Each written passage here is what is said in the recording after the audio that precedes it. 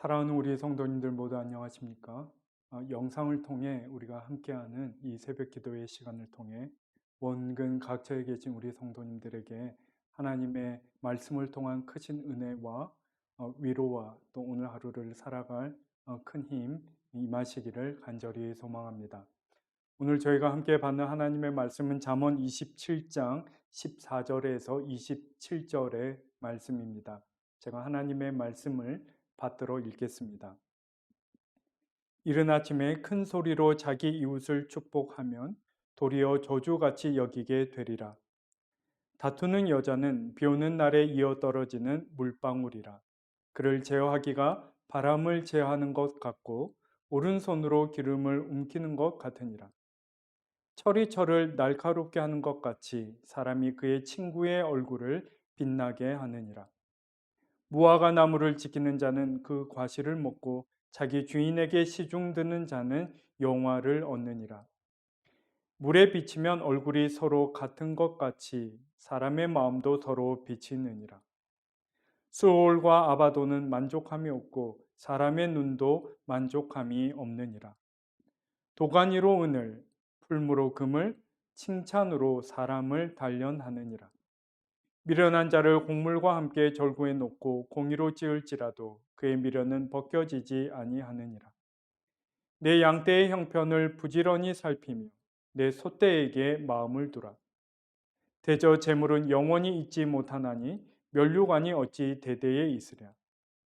풀을 벤 후에는 새로 움이 돋나니 산에서 꼴을 거둘 것이니라. 어린 양의 털은 내 옷이 되며 염소는 밭을 사는 값이 되며 염소의 젖은 넉넉하여 너와 내 집의 음식이 되며 내 여종의 먹을 것이 되느니라. 아멘. 우리는 히스기야 왕이 편집한 솔로몬의 잠언을 계속해서 살펴보고 있습니다.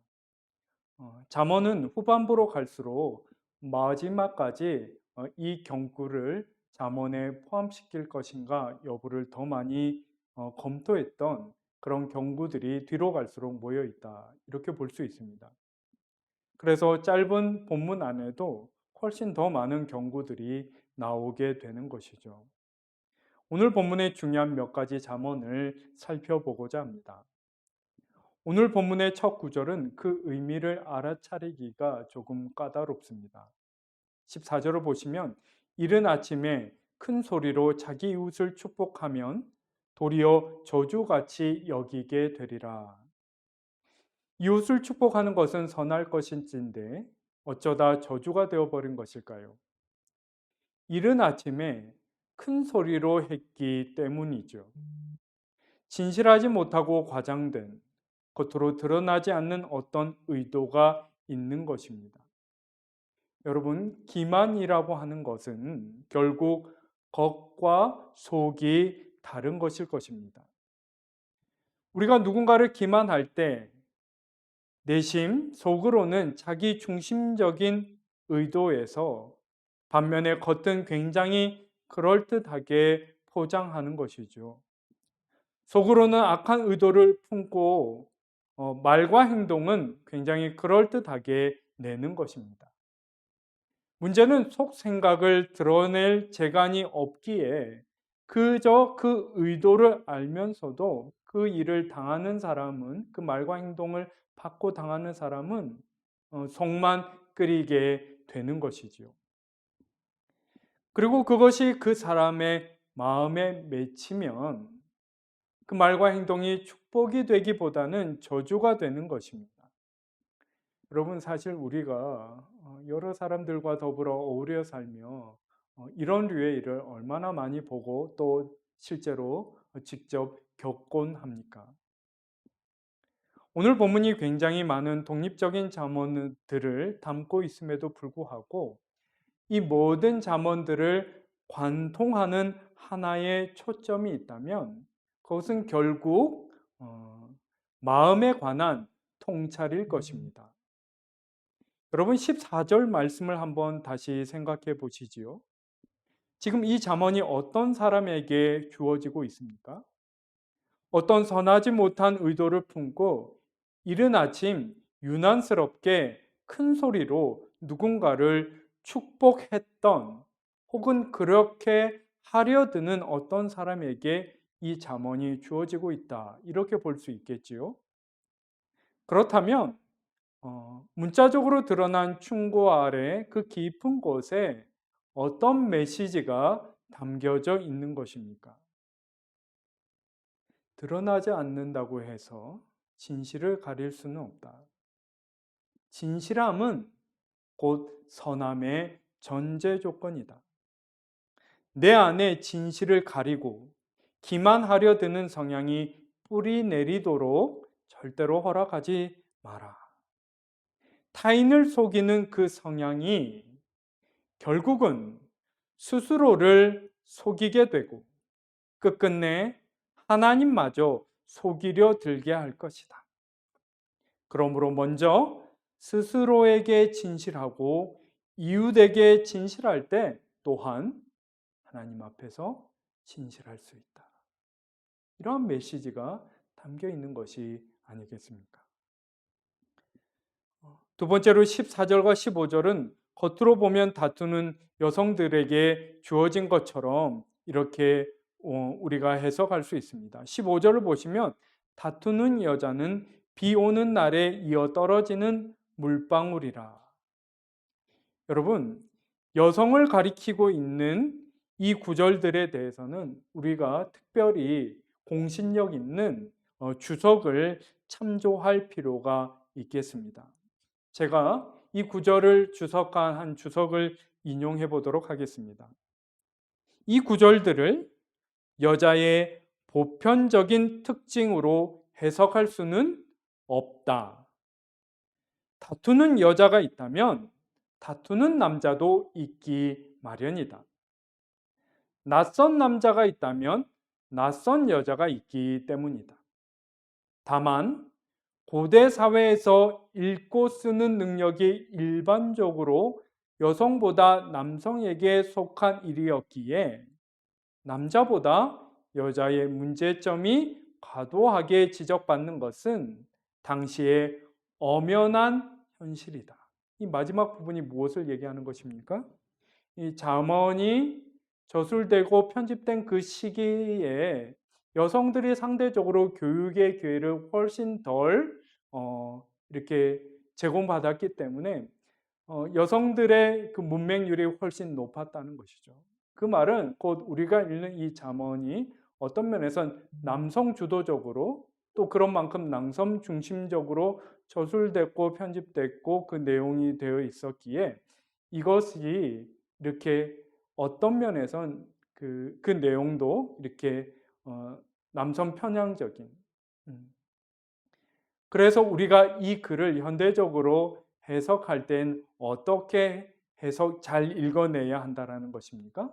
편향적인 부분을 지혜롭게 균형감 있게 한쪽으로 치우치지 않게 어떤 또 다른 편견을 낳지 않게 지혜롭게 이 글들을 읽어 나가야 한다라는 것을 이 주석서가 지적하고 있는 것이죠.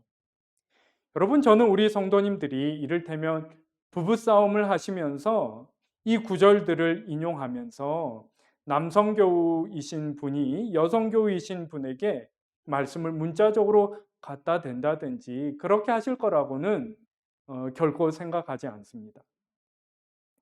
여러분, 옛부터 성경의 권위를 인정하는 것과 성경을 문자적으로 해석하고 적용하는 것을 동일하게 생각하는 경향이 있었습니다. 다시 한번 말씀드려 보겠습니다. 성경의 권위를 인정하는 것과 성경을 문자적으로 읽고 해석하는 것을 똑같다라고 생각하는 경향, 그런 경향이 있었다라는 것이죠.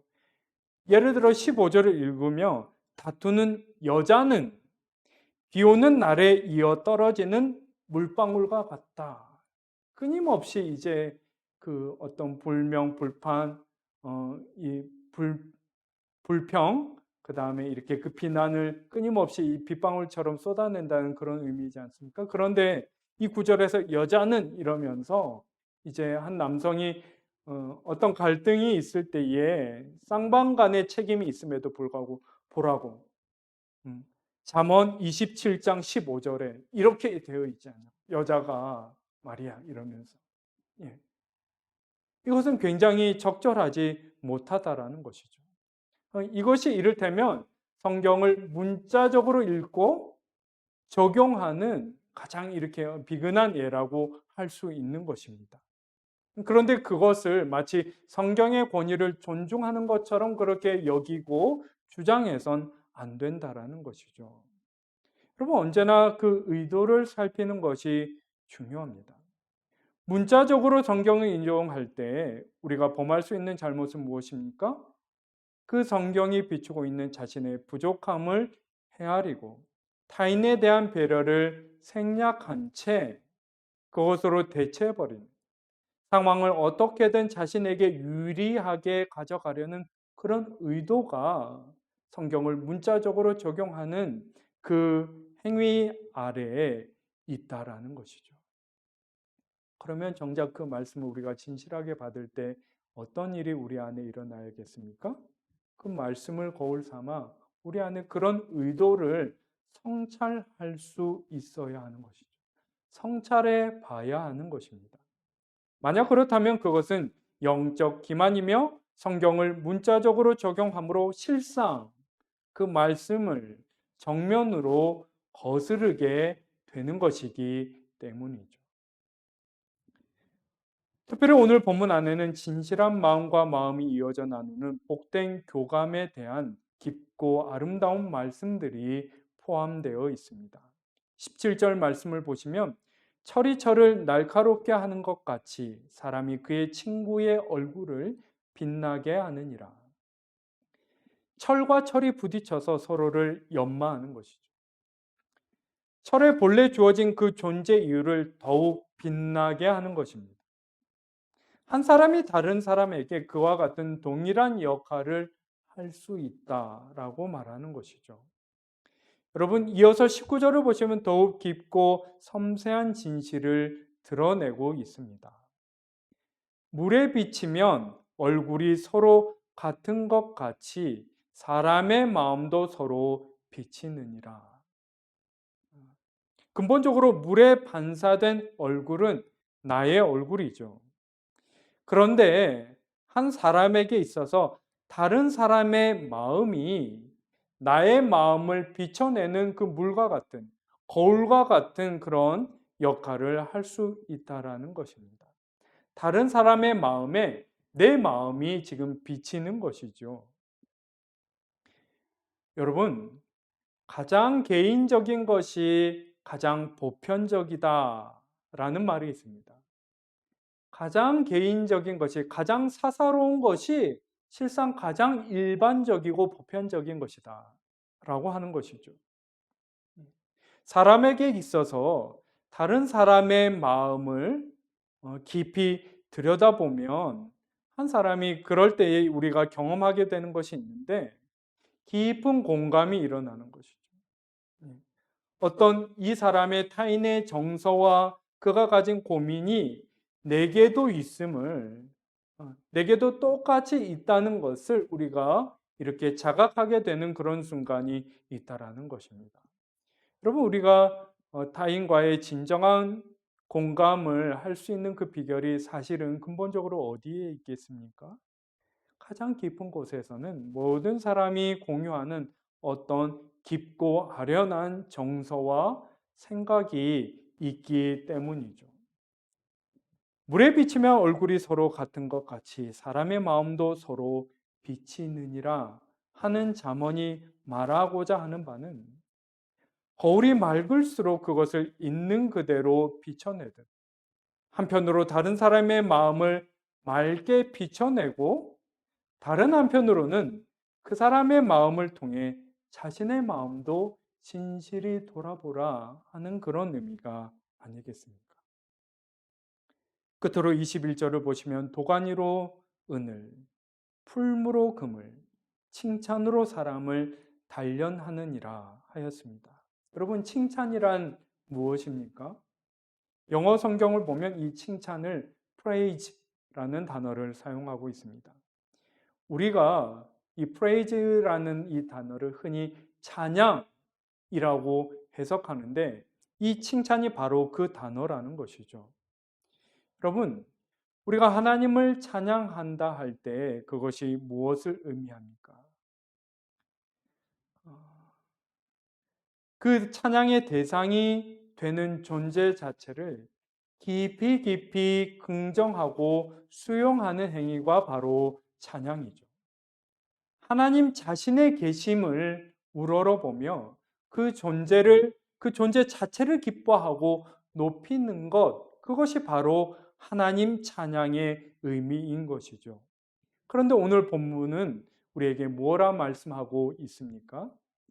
사람과 사람이 서로를 그렇듯 있는 그대로 긍정하고 수용하며 기뻐하고 사랑해야 한다라고 말씀하고 있는 것이죠. 그렇게 할 때 그 존재가 진정한 자신됨을 드러내며 더욱 예리해지고 빛난다. 이 말씀을 하고 있는 것입니다. 여러분, 어떤 면에서 우리에게는 본능적으로 진실한 관계를 갈망하는 마음이 있는 것 같습니다. 여러분, 그 까닭이 어디에 있겠습니까?